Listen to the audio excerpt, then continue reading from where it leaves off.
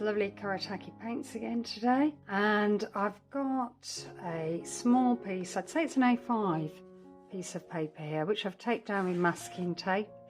Cold press watercolour paper, which you can see has got a lovely texture to it. I don't know whether you can see that.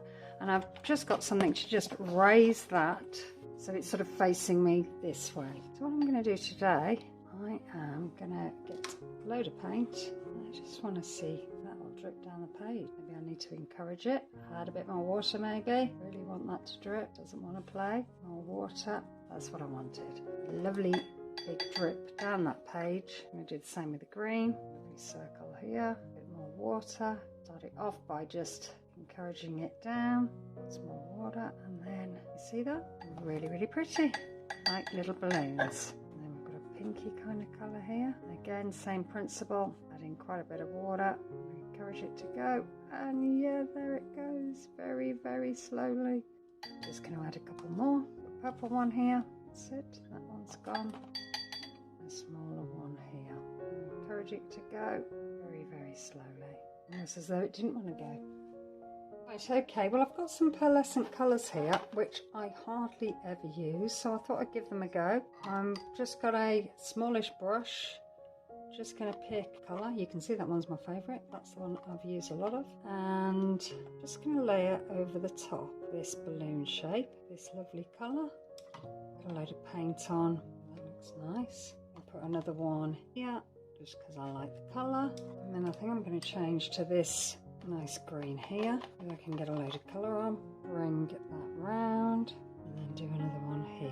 What I really want to do is get these colours to run down like the other ones, but I think they're a little bit thicker, so let's just see whether I can get that to happen. Put more paint on, more water, dabbing away. Just hard to try and get this started. No, when it starts it'll be fine. Pigment is really quite thick with this paint. And I'm going to have to paint it by hand because it doesn't really want to play at all. Big dab of water. See whether that helps it.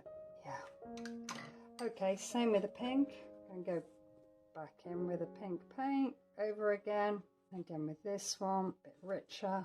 And again, try and get this. More water required. Keep putting it on. Really doesn't want to go, does it? Why do I not want to drip anywhere?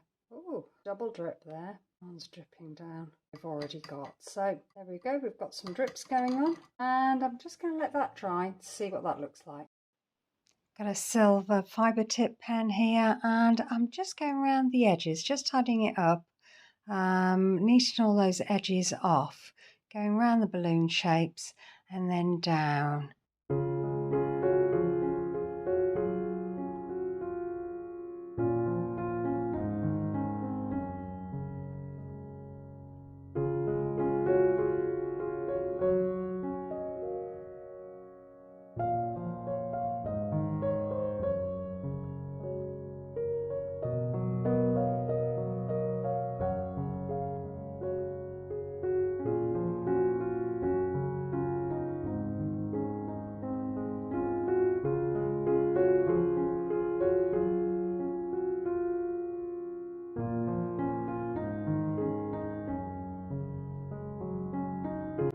I've got some nice vibrant fibre tip pens here in similar colours to the balloons, and I'm going to make some firework shapes just by making these lines around this circle shape, and then changing the pens up, changing the colour and doing some more circles and some more lines.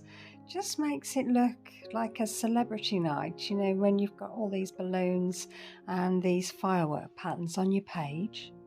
You can see the shimmering paint on the balloons from this angle. I think that looks really quite effective. I hope you like this. I hope you get to try. If you like this, maybe you'll consider liking and subscribing. Maybe consider leaving a comment. That would be really great if you've got time. I will always come back to you and love to hear what you're up to. So continuing with little star shapes, and then I'm going to be adding some little dots just around the page, just to glitz it up a bit.